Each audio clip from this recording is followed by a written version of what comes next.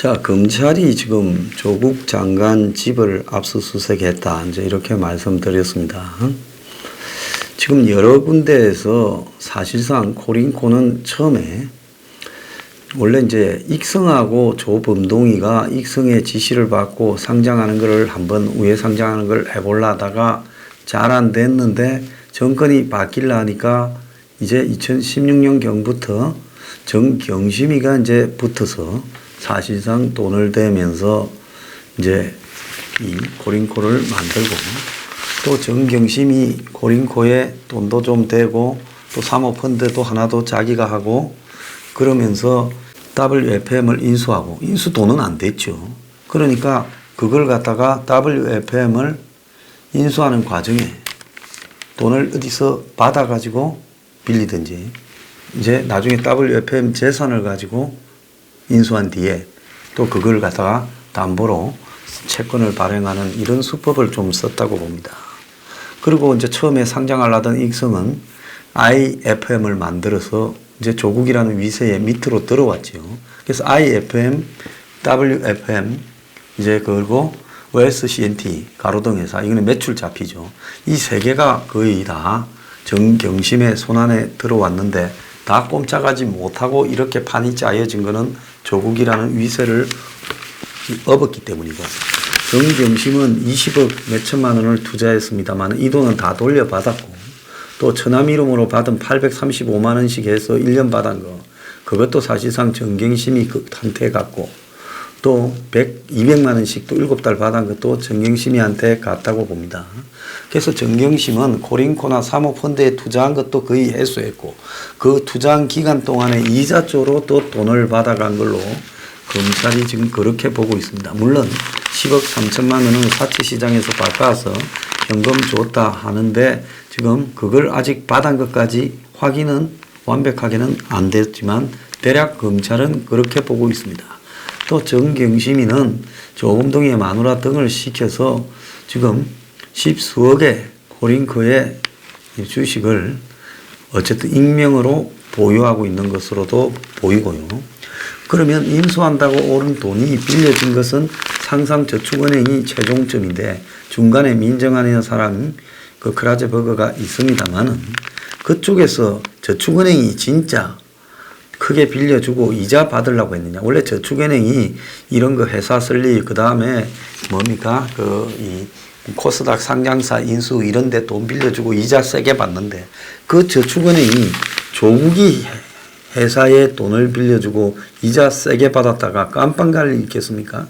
그러니까 그 저축은행이 협조한 거는 실제 저축은행 돈이 아닌 외부에서 다른 돈이 지금 저축은행 쪽으로 통해서 조국 회사에 들어간 거 아니냐. 그래서 그 돈이 크게 나올 돈이 어디서 나왔겠느냐.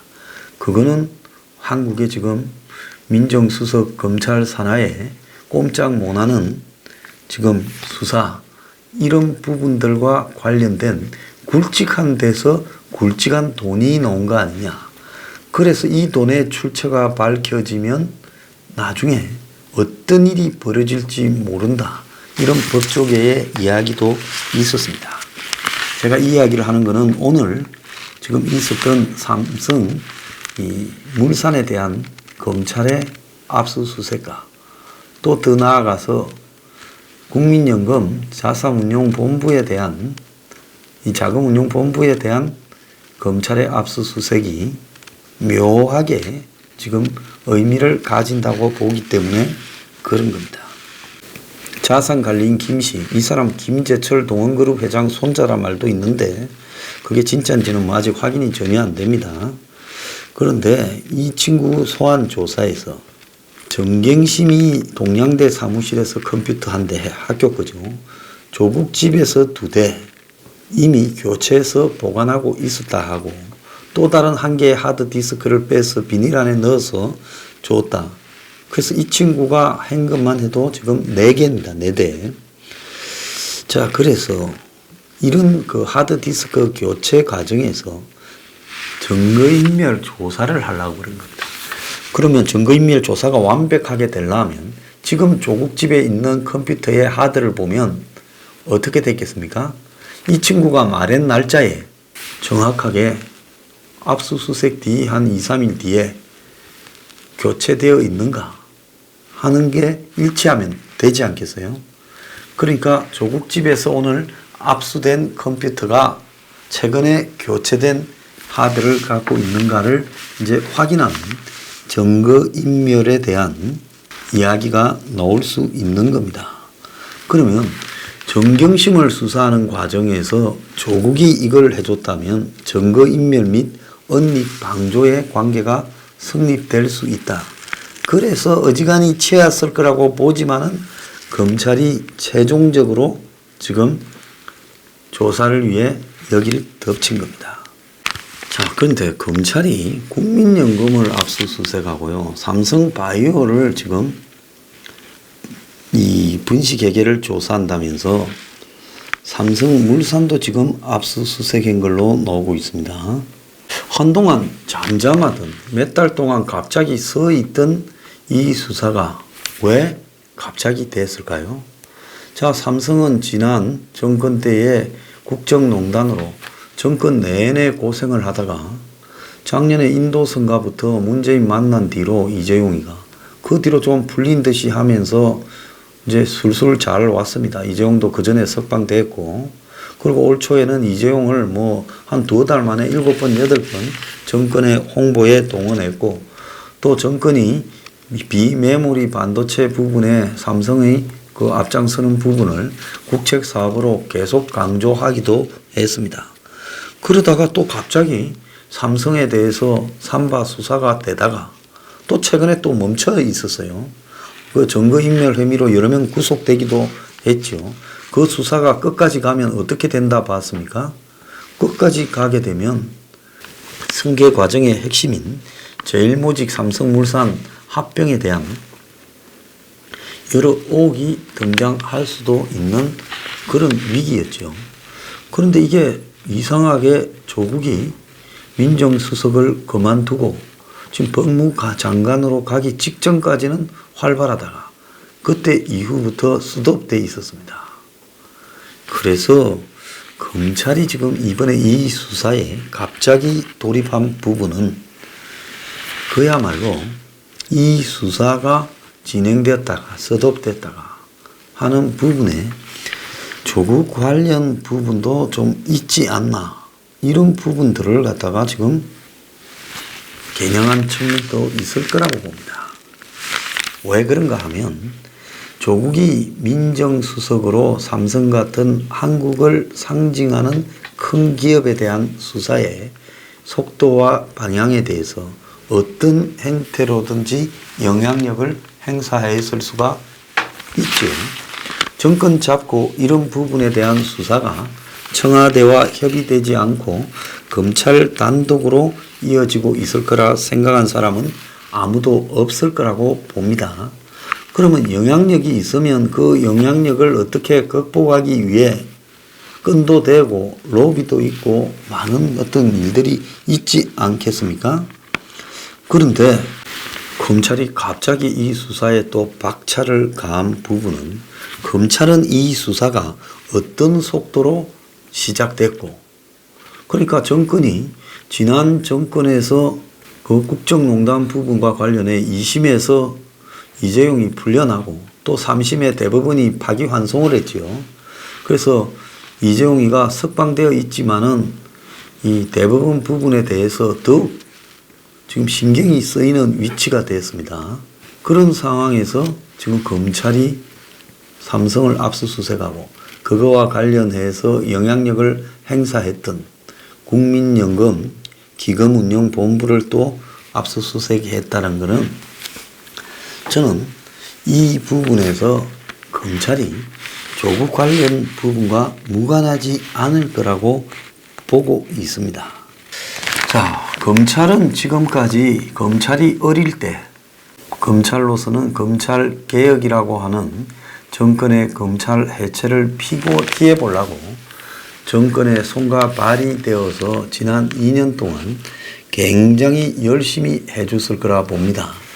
그 대표적인 게 이 삼성에 대한 수사도 그런 방향이었죠.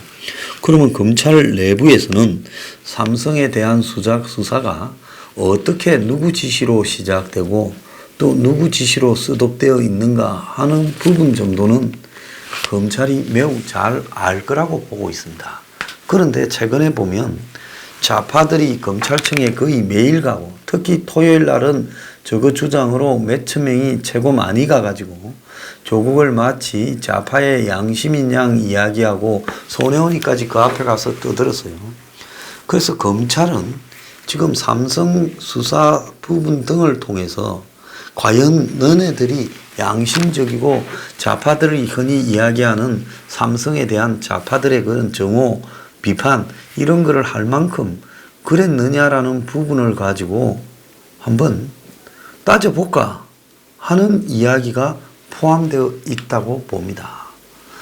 통상 앞에서도 이야기했듯이 정권 잡은 사람이 삼성 정도 수사할 때 청와대가 조율하지 않고 검찰이 가는 방향에 따라 어쩌다 보니 삼성에 이재용이가 걸려들었네. 이런 일은 없죠. 그는 삼척 동자도 다 알지 않겠습니까? 그러면 수사를 넣쳤다 뺐다 덜미를 잡고 코너로 몰았다. 그리고 다급해진 쪽에서 긴급하게 애를 쓰려고 노력도 하지 안 하고 그럼 죽이라 하고 가만히 있겠습니까? 이건 상식에 속하는 영역이죠. 이런 부분에서 결국 검찰이 지금 뭘 겨냥했냐? 삼성 수사를 당긴 거. 근데 오늘 당긴 거는 누가 시켜서가 아니라 검찰이 자체적으로 지금 이 수사 한번 해보자고 놓은 겁니다. 분들은 지금 대법원 선고에서 경영권 승계를 위한 묵시적 청탁이 인정되어서 수사를 재개했다 하지만 검찰은 조국 하나도 지금 감당하기 어려운데 이 또 삼성 수사까지 동시에 재개해서 여기저기에 전선을 넓히는 부분을 하지 않을 거라고 봅니다. 자, 이 수사 지금 서울중앙지검 특수사부에서 나갔어요. 지금 1, 2, 3, 4부가 조국에 총동원되어서 그것 정리하기도 바쁠 건데 왜 갑자기 특수사부가 조국 기소하고 나서 해도 될 이 압수수색을 지금 했겠습니까? 그러면 이 압수수색이 조국과 관련 없다고 본다는 것은 너무나 아마추어적이다. 그래서 이 압수수색이 조국 관련해서 검찰이 지금 뭔가가 할 이야기가 있다라는 부분, 또 앞에서 이야기한 외부에서 WFM 등을 코스닥 상장사를 인수하는 데 들어간 돈이 저축은행에서 나왔는데 그 최초 거는지가 어딘가를 파보겠다라는 검찰의 의지, 이런 것들이 다 복합적인 거 아닌가 이래 봅니다. 조국이 조범동이 마누라 조카 며느리 이름으로 정경심이가 시세 차익을 노렸나 해서 검찰이 오촌 조카 아내 조범동이 부인이 WFM 주식 11억을 매입했는데 중국 납품 계약 아내라고 말을 하기 전에, 공시하기 전에 한 달 전에 이 주식을 사기도 했다는 겁니다. 그래서 검찰은 미공개 정보 이용에 주가 조작을 한 의혹을 가지고 지금 수사를 하고 있는데요. 그래서 정경심이가 조범동이 부인을 시켜서 이걸 갖다가 지금 하지 않았나, 차명 투자가 아닌가 의심을 하고 있고, 이 수사에 신라젠을 수사 중이던 주가 조작 전담팀이 지금 보강이 되었다는 겁니다. 자, 제가 생각할 때 신라젠을 압수수색 해놓고 그 이후에 지금 이야기가 없어요. 그런데 이번에 이 조국 펀드에 투입된 사람이 신라젠 미공개 이용 주식 거래 의혹을 조사하던 사람들이 지금 여기에 들어갔어요.